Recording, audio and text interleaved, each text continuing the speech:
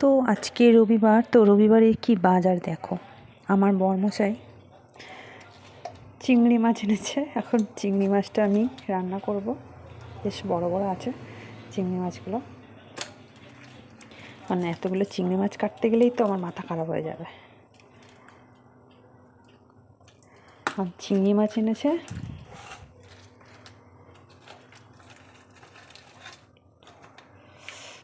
আর একটু চিকেন এনেছে।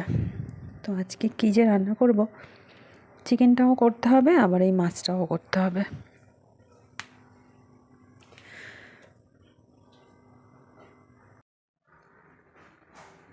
তো রান্না করে ফেলি, আর ওদিকে ভাত বসিয়ে দিয়েছি।